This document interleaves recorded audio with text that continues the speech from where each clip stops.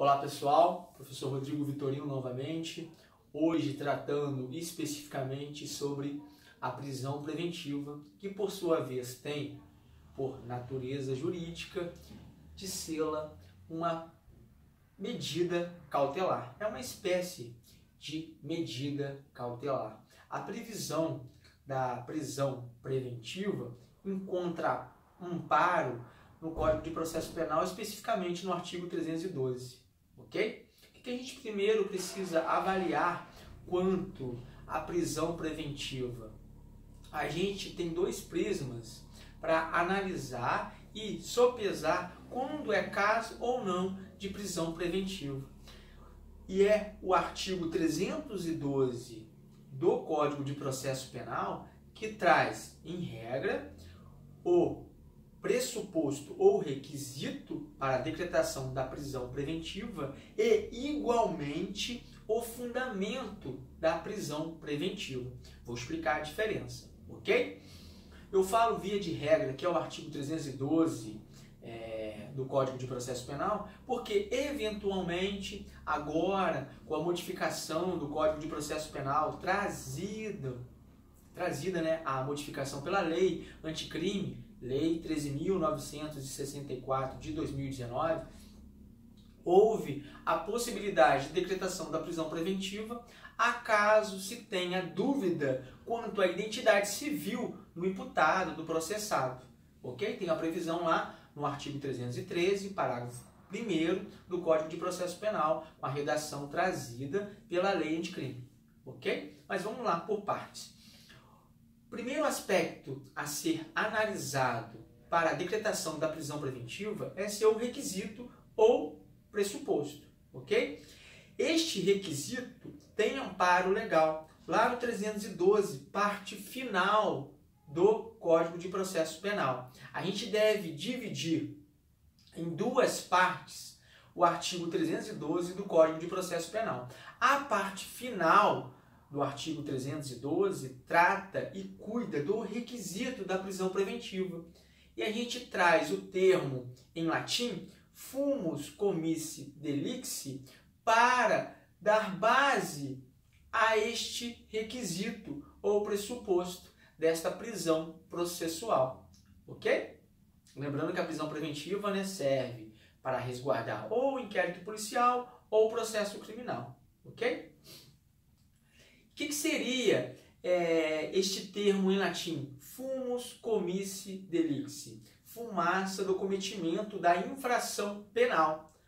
Antes desta inovação legislativa trazida pelo diploma legal anticrime, Lei 13.964 do ano de 2019, o fumus comissi delicti simplesmente era a materialidade delitiva e indício suficiente de autoria. Agora o legislador deu uma complicadinha, mencionando sobre o estado de liberdade do imputado que enseja risco ao inquérito policial, ao processo criminal, enfim.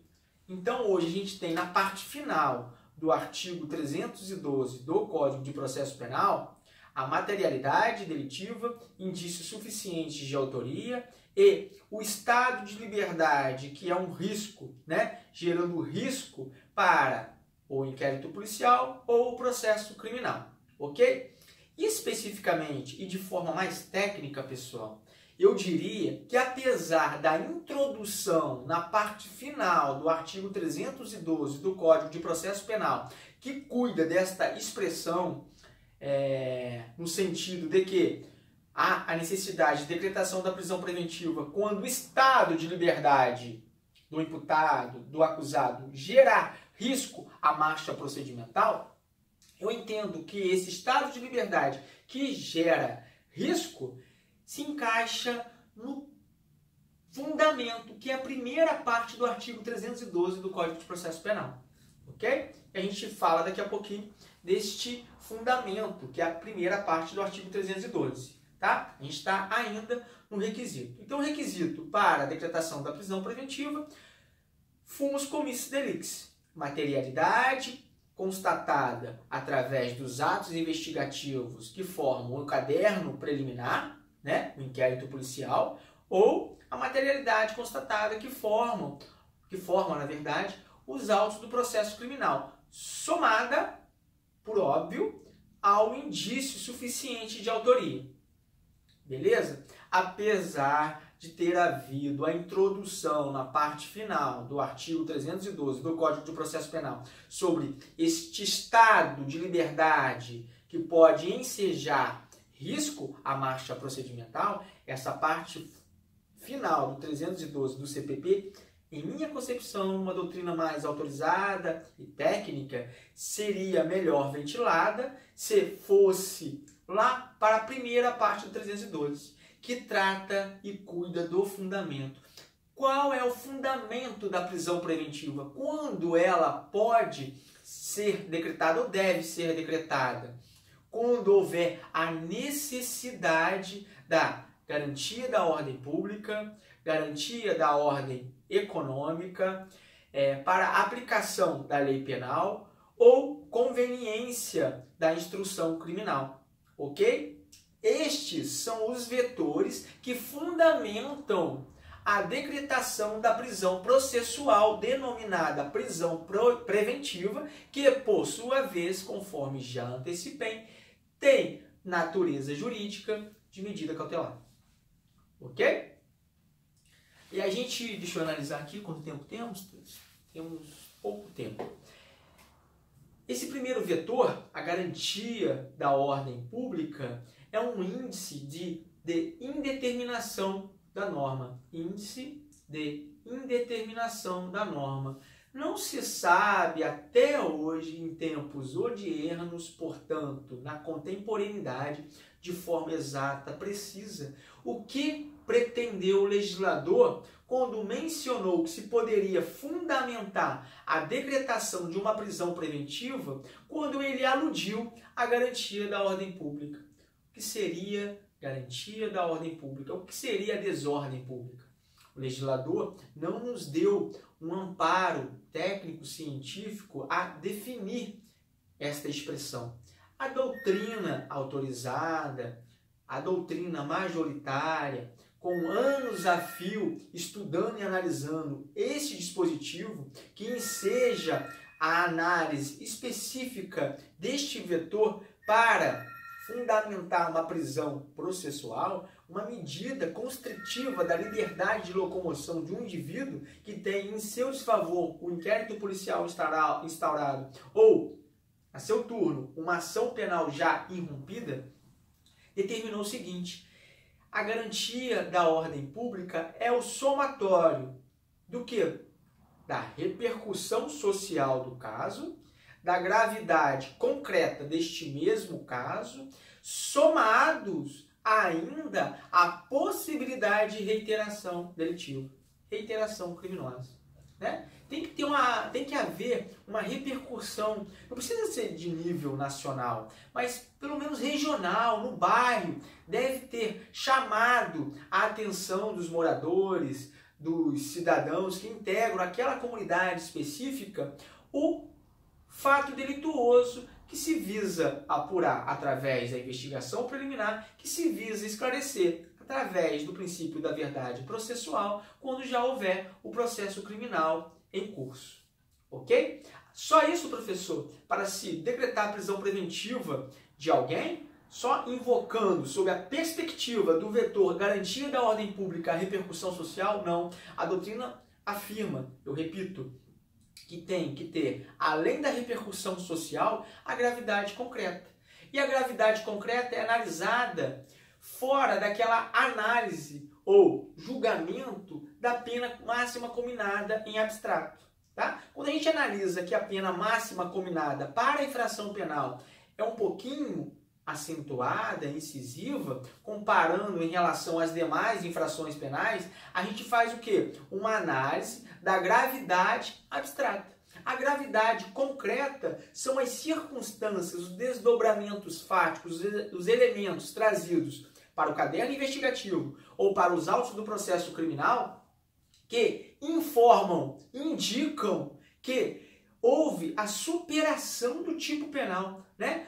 O tipo penal foi realizado, houve a prática delitiva e o comportamento daquele que praticou esta infração penal superou o tipo penal. Ele é grave, aquele comportamento. O professor sempre exemplifica, né, no caso do homicídio.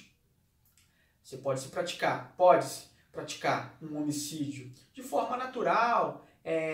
Logicamente é um fato muito grave e essa gravidade já foi sopesada, valorada pelo processo legislativo através do Congresso Nacional ao tipificar o comportamento, elencando uma pena máxima absolutamente acentuada, perfeito, mas não é essa a perspectiva que eu quero que vocês depreendam, né, compreendam a respeito da gravidade concreta. A gravidade concreta é quando o homicídio extrapola, né, através do comportamento do seu autor, o tipo penal. É quando o autor pratica o homicídio em face da vítima, quando a vítima estava próxima de seu filho, né, de seus parentes, choca mais. Isso poderia ser interpretado como uma gravidade concreta exigível para invocar uma medida extrema, como é a prisão preventiva.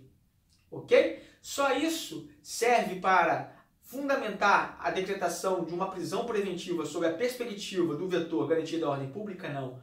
Temos a repercussão social, a gravidade concreta e o risco de reiteração delituosa. Será que, se permanecer em liberdade, o indiciado ou o réu tornará a delinquir? Se tiverem elementos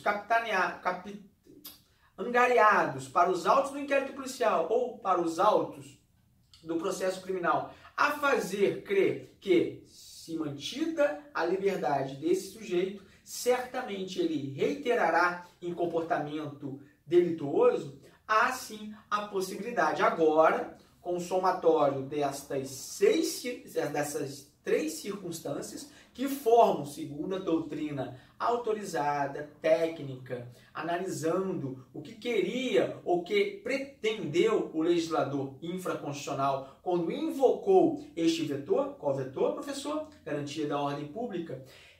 Se poderia, sim, decretar prisão preventiva. Tá bom? Esses três aspectos. Gravidade concreta, repercussão social e risco de reiteração delituosa. Ok?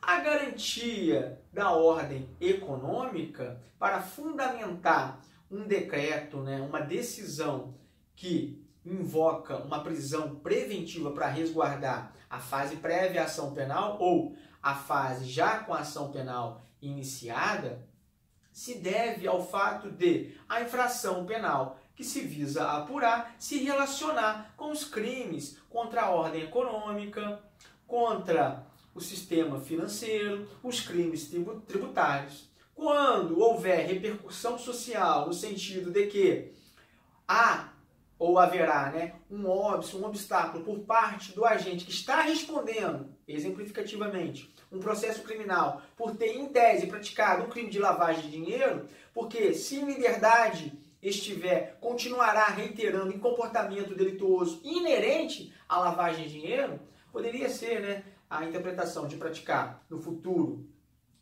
um novo crime de lavagem de dinheiro, poderia ser contra a economia popular, por exemplo, ou um crime tributário, enfim, poderia dar ensejo à fundamentação da decretação da prisão preventiva nesse sentido, com este vetor, tá bom? Um ou outro, tá? Ou garantia da ordem pública, sobre aquelas três circunstâncias, ou garantia da ordem econômica, quando a infração penal que se investiga tem relação com a ordem econômica, crimes financeiros, colarinho branco, crime contra a economia popular, crimes tributários, ok? A aplicação da lei penal é quando o comportamento do sujeito que responde a um processo criminal ou tem em seu desfavor um inquérito policial instaurado, nestes autos, há evidências de que ele está tentando se furtar à aplicação da sanção penal, que eventualmente pode derivar de uma sentença penal condenatória, né? Ele está tentando fugir, houve a aplicação, né, de uma medida cautelar e ele não cumpriu essa medida cautelar e aquele comportamento leva a crer por parte do juiz natural de que ele está está tentando se furtar a aplicação da sanção penal, se poderia invocar como fundamento para decretar prisão preventiva a aplicação da lei penal. Ok? É um terceiro vetor. Quarto vetor seria a conveniência da instrução criminal. É quando o comportamento do sujeito atrapalha a marcha procedimental quanto à produção da prova, né? Ameaça testemunhas, tenta corromper testemunhas, intimida testemunhas,